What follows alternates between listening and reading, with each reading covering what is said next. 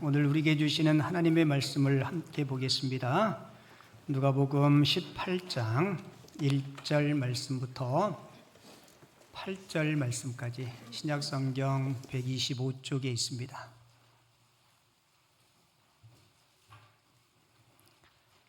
누가복음 18장 1절로 8절 한 절씩 교독하도록 하겠습니다.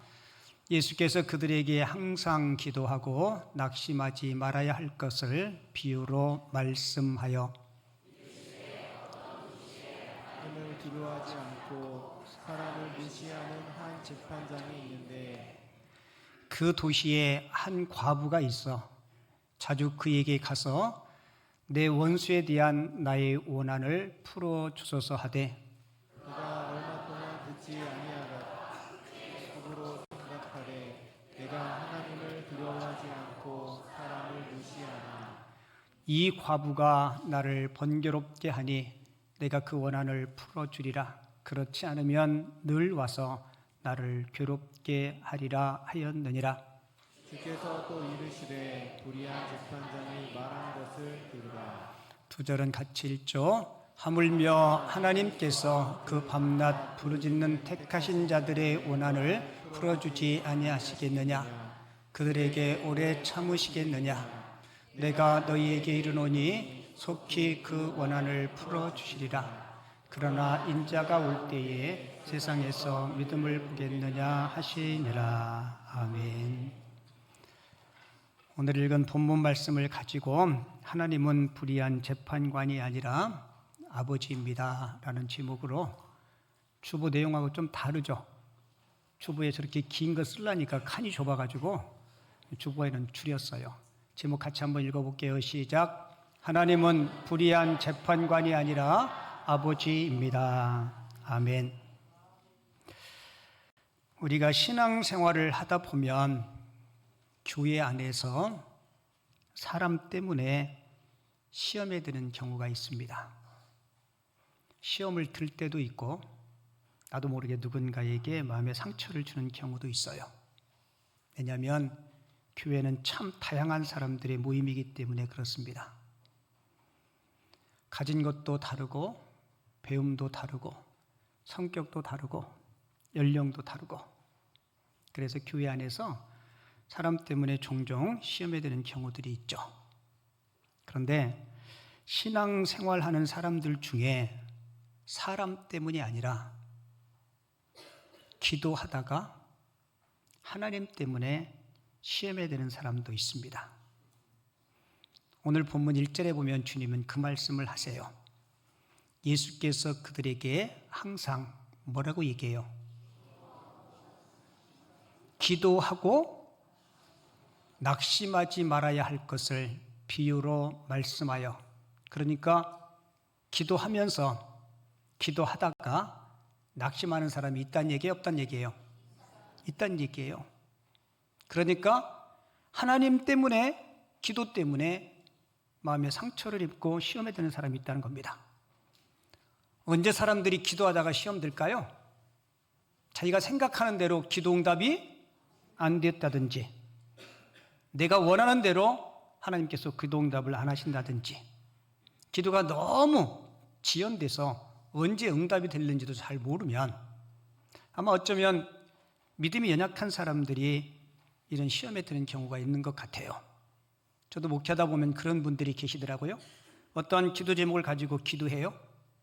그리고 그 기도 제목이 자기 원하는 대로 듣지 않으면 교회하고도 하나님하고도 멀어지는 분이 있습니다. 오늘 저는 여러분들과 함께 주님께서 주신 귀한 말씀을 통해서 기도하고 낙심하지 않기 위해서 오늘 주님께서 이 말씀을 주셨어요. 기도하고 뭐 하지 말라고요? 낙심하지 않게 하기 위해서 주님이 이 말씀을 주십니다. 이 말씀은 1절 그대로 비유로 하신 말씀이에요. 오늘 본문에는 두 사람이 등장합니다. 한 사람은 불쌍한 과부, 또 한 사람은 불의한 재판장. 오늘 본문 2절에 보면 한 재판장을 소개하고 있죠. 이르시되 어떤 도시에 하나님을 두려워하지 않고 사람을 무시하는 한 재판장이 있는데 여러분, 하나님 두려워하지 않으니까 사람을 무시하는 겁니다. 하나님을 경외하고 두려워하면 절대로 사람 무시하지 못해요. 왠지 알아요?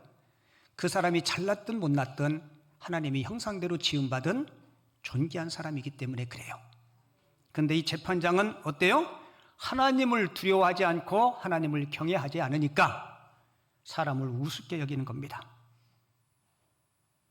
그리고 여기서 이 재판관을 불의한 재판관이라고 하는 이유는 재판을 할 때 뇌물을 받고 공정하지 못하게 굽게 판결을 내리는 재판관이기 때문에 그래요. 이런 재판장이 하나 있었고, 또 본문 3절에 보면 과부 한 사람이 등장해요. 그 도시에 한 과부가 있어. 여러분, 2000년 전의 과부는 요즘 우리 시대 과부하고는 달라요. 요즘은 사회활동도 할 수 있고 경제적인 능력도 있지만 그 당시에는 그렇지 못합니다. 가장 소외되고 가장 힘없고 그리고 가장 불쌍한 사람 축에 되는 사람이 과부예요. 근데 이 과부가 억울한 일을 당한 것 같아요. 그래서 자기의 그 부당한 일, 이 부당한 일을 옳고 그름에 대해서 판결해 주기를 재판장에게 가지고 나가게 되죠. 그런데 이 재판장은 이 과부를 무시합니다. 그의 간청을 들어주지 않아요. 아마 제 생각에는 돈을 안 줘서 그런 것 같아요.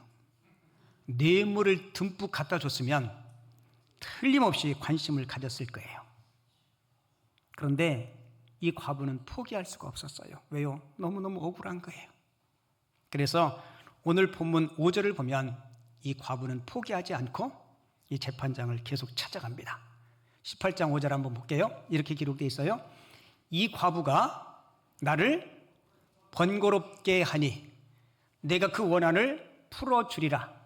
그렇지 않으면 늘 와서 나를 괴롭게 하리라 하였느니라. 그 앞절에 보면 얼마 동안 계속 찾아왔어요. 근데 버티다 이 재판장이 이렇게 생각한 거예요. 여러분, 하나님을 두려워하지 않고 사람을 무시하는 재판장을 이 과부가 끊임없이 찾아갑니다. 그 집을 어떻게 알았는지 아침에 출근할 때 대문 앞에 서 있다가 딱 재판장이 나오면 바짓가랑이를 붙잡고 재판장님, 나를 불쌍히 여겨주세요. 나의 억울함을 좀 풀어주세요. 그러면 분명히 뿌리쳤겠죠. 사무실에 찾아가서 점심 먹으러 나오면 또 옷자락을 붙잡고 여러분 같으면 뭐라고 이야기했어요? 아마 이렇게 이야기했을 거예요. 재판장님, 저는 돈이 없어서 변호사를 살 돈이 없습니다. 저는 남편도 없고 저를 도와줄 친인척도 없습니다. 제발 도와주세요. 아마 가는 곳마다 쫓아갔을 거예요. 카페에 가서 차 마시고 있는데 또 찾아와가지고 재판장님, 아침, 점심, 저녁 시도 때도 없이 제 원한을 풀어주세요.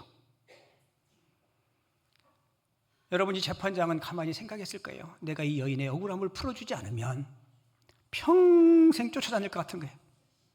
어쩌면 꿈에도 나타나가지고 재판장님,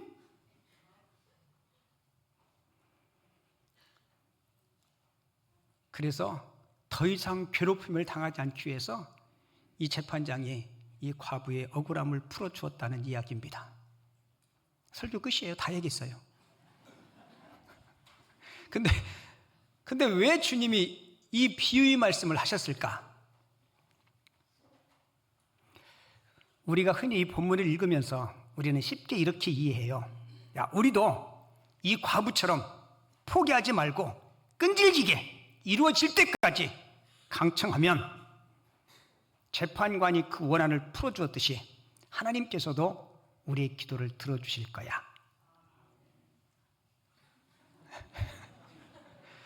근데 맞기도 하고 안 맞기도 해요. 자, 한번 보세요. 우리가 무조건 하나님 앞에 쪼른다고, 떼쓴다고 하나님이 응답해 주실까? 그럴 것 같아요? 아닐 것 같아요? 아니에요. 아무리 떼쓰고 애써도 그게 하나님의 마음에 합하지 않으면 하나님은 응답하지 않습니다. 그러니까 오늘 본문은 끈기 있게 포기하지 말고 기도하라는 그런 교훈이 분명히 있어요. 하지만 오늘 본문에서 우리가 꼭 기억해야 될 것은요, 기도는 관계라는 거예요. 기도가 뭐라고요? 관계. 예수님은 마태복음 6장에서 우리에게 기도에 대해서 교훈하면서 이렇게 말씀해요. 너희는 이방인과 같이 중언부언하지 마라. 이방인이 누구예요? 하나님을 모르는 사람, 믿지 않는 사람, 하나님과 아무런 관계가 없는 사람, 그게 이방인이에요. 근데 이방인들도 자기들이 섬기는 신이 있을 거 아니에요, 그죠? 근데 그들은 기도할 때 주로 어떻게 기도해요? 중언부언. 이 중언부언이 뭐냐면 의미 없는 말을 계속 반복하는 겁니다. 그 주문과 같은 내용을 지겹도록 공허하게 반복하는 거예요. 왜 그렇게 할까요? 내가 계속 반복하면, 지성이면 감천이라고, 그 신을 감동시켜서 자기들의 소원을 이루어내려고. 근데 문제는 뭔지 알아요? 줄 자와 받을 자의 관계가 아무런 관계가 아니라는 겁니다. 여러분, 성도는, 저와 여러분들은 하나님과 분명한 관계가 유지되어 있어요. 여러분, 어떤 관계예요? 여러분들에게 필요한 거 채워주니까 사장님이신가요? 여러분, 우리는 하나님을 뭐라고 불러요? 그래서 우리는 하나님과 어떤 관계예요? 부자지간입니다. 여러분, 우리의 기도는 내가 공을 들였기 때문에 응답되는 게 아니고 하나님과 관계 때문에 하나님이 우리의 기도를 들으신다는 사실을 꼭 기억하시기 바랍니다. 그러니까 하나님이 귀찮아서 번거로워서 우리 기도를 들어주시는 게 아니고 하나님은 우리의 아버지시고 우리는 하나님의 자녀이기 때문에 이 관계 때문에 하나님이 응답하시는 거예요. 자, 이 불의한 재판장과 이 과부의 이야기를 통해서, 이 비유를 통해서 우리에게 주시는 교훈이 있어요. 자, 첫 번째 교훈은 같이 읽어봐요.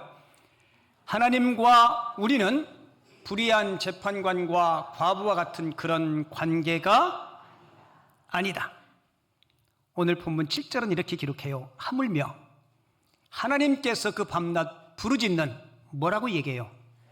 택하신 자들의 원한을 풀어주지 아니하시겠느냐? 그들에게 오래 참으시겠느냐?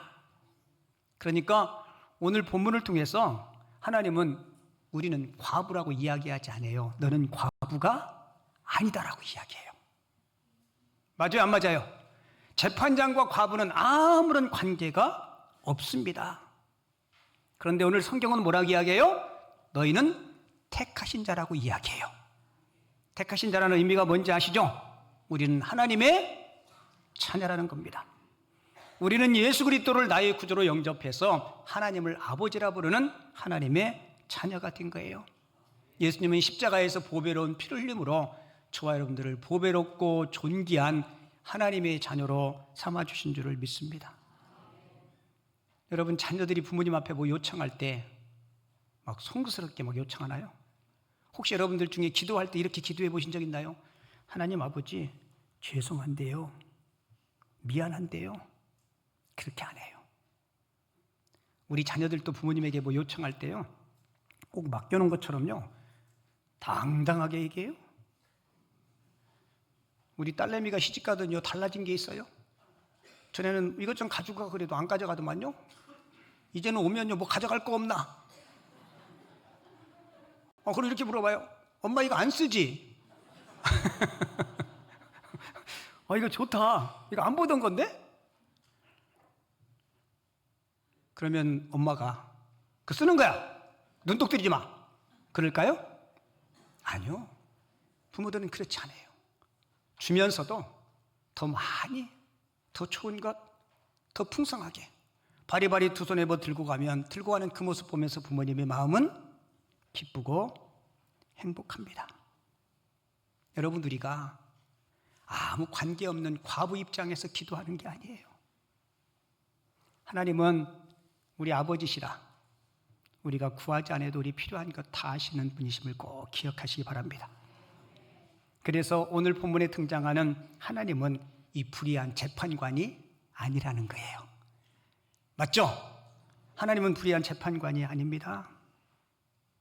마지못해서 억지로 과부의 억울함을 풀어주는 그런 재판관이 아니에요. 오늘 18장 7절 볼까요? 성경은 이렇게 소개해요. 하물며 하나님께서 그 밤낮 부르짖는 택하신 자들의 원한을 풀어주지 아니하겠느냐. 여러분, 여기서 하물며가 뭔지 알죠? 어떻게 불의한 재판관과 나를 비교하느냐, 그 말씀이에요. 나는 너희에게 그런 하나님이 아니라는 겁니다. 여러분, 창세기부터 요한계시록에 보면 하나님은 저와 여러분들에게 복 주시기를 기뻐하시는 하나님이라고 말하고 있어요. 특별히 하나님의 자녀들이 하나님 앞에 기도할 때 하나님은 좋은 것 주시기를 원하시는 것이 하나님의 본성이십니다.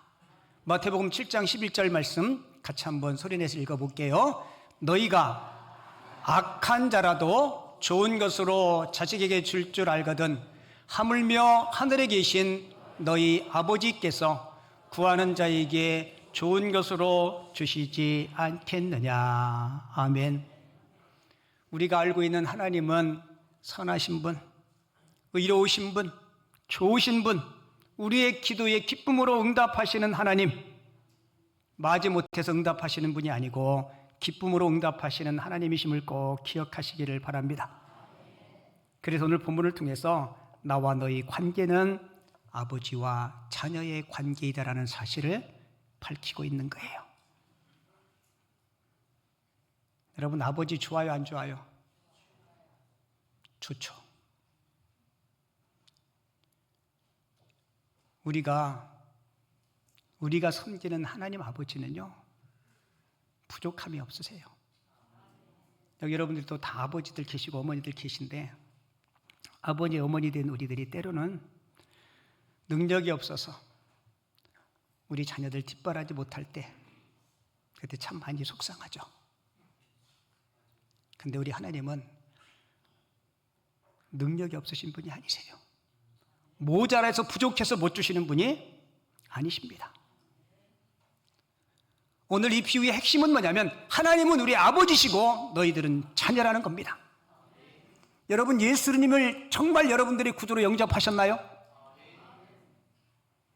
요한복음 1장 12절에 보면 영접하는 자 곧 그 이름을 믿는 자들에게는 하나님의 자녀가 되는 권세를 주신다고 그랬습니다. 자녀의 권세가 뭐예요? 자녀의 첫 번째 권세는 부모님에게 필요한 것 요구할 수 있습니다. 어릴 때는 말 못하니까 막 냅다 울어대요. 그죠?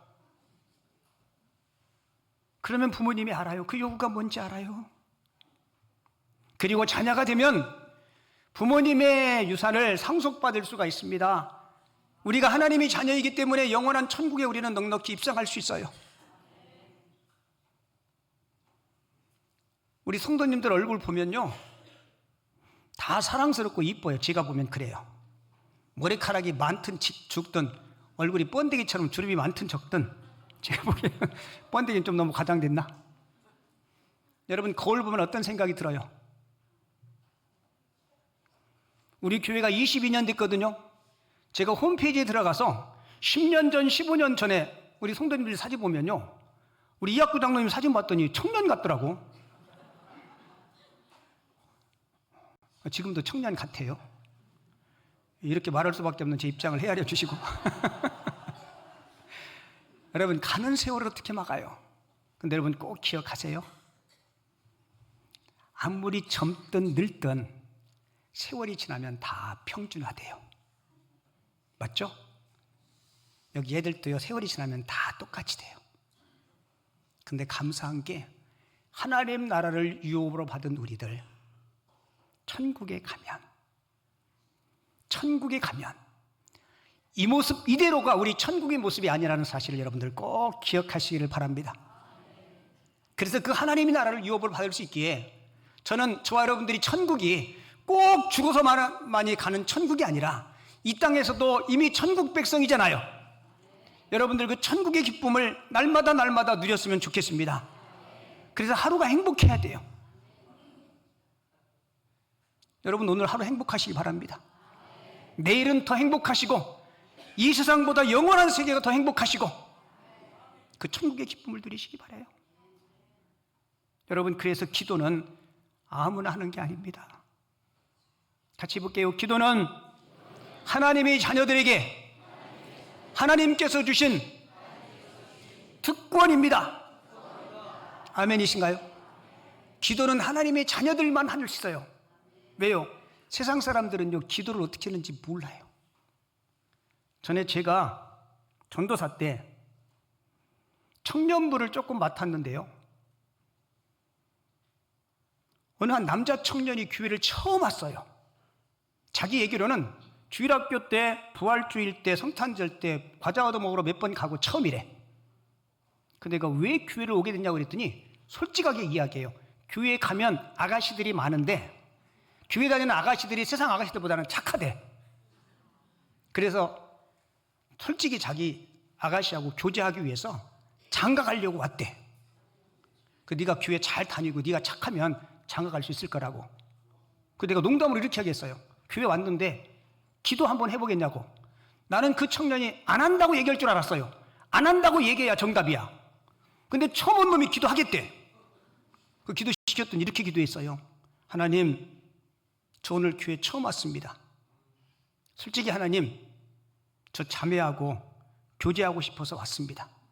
세상 자매보다 교회 다니는 자매가 그래도 좀 더 착할 것 같아서 하나님이 좀 잘 좀 도와주세요. 그리고 주섬주섬 얘기하더니 이제 할 말 다 했습니다. 기도 끝입니다. 왜요? 아직 하나님이 자녀가 안 됐으니까 기도를 어떻게 되는지 몰라요. 여러분 기도의 가장 중요한 주 요소가 뭔지 알아요? 기도는 누구께 해요? 누구 이름으로 해요? 맞아요. 이 두 요소가 빠지면 안 돼요. 세상 사람들은 하나님 아닌 다른 대상에게 기도해요. 우리는 분명한 기도의 대상이 있습니다. 전지전능하시고 우주 만물을 창조하시고 인생의 생수와 올출하시는 하나님 아버지께. 누구의 이름으로요? 예수님의 이름으로 기도해야 돼요. 왜요? 우리는 죄가 많기 때문에 우리의 중보자 되신 예수님의 이름으로 기도해야 된다고. 내가 그 청년에게 그 자리에서 예수님의 이름으로 기도하는 것을 가르쳐줬어요. 좋은 자매 만났겠어요? 안 만났겠어요? 교회 와서 맨날 뭐라고 그랬을까요? 조금 지나가니까 그 자매가 마음에 들어. 이게 사람이 누구 좋아하면요, 좋아하는 거 감추지 못해요. 자꾸 그 옆에 앉으려 그래.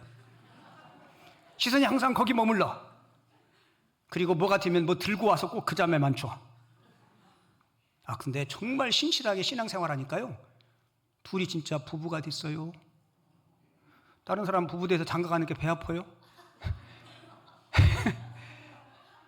여러분, 저와 여러분들이 하나님의 자녀로 주님 앞에 기도할 수 있는 그 놀라운 기도의 특권을 땅에 묻어두지 않기를 바랍니다.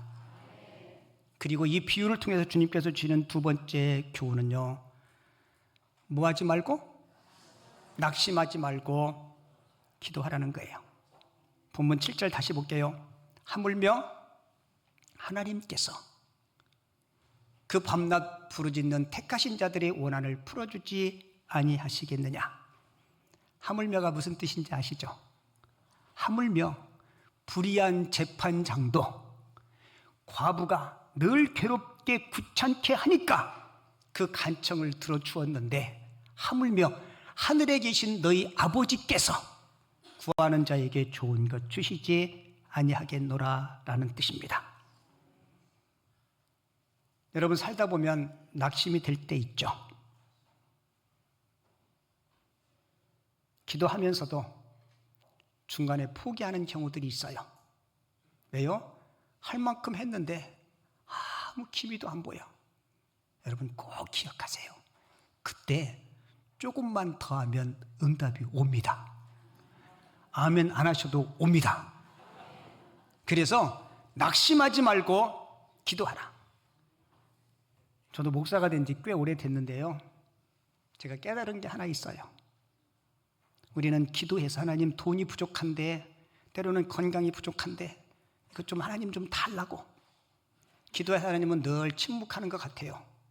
제가 깨달은 것은요, 하나님은 우리가 기도할 때 내가 구하는 그 기도의 목적보다 하나님은 내가 하나님의 사람이 되기를 원하신다는 겁니다.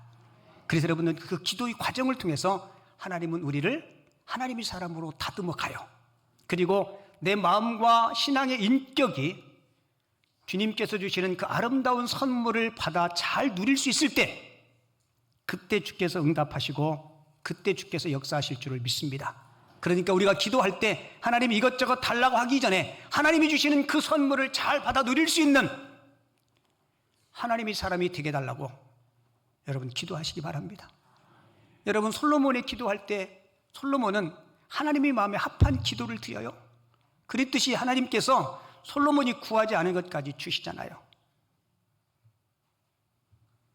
여러분, 하나님은 가장 나에게 좋은 때 좋은 것으로 채우시는 하나님이심을 꼭 기억하시기 바랍니다. 그리고 또 한 가지 교훈은 기도하는 믿음을 가지라는 거예요.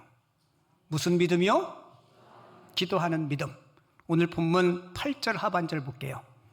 그러나 인자가 올 때에 세상에서 믿음을 보겠노라. 예수님께서 재림하실 때 뭐 보겠다는 거예요? 믿음.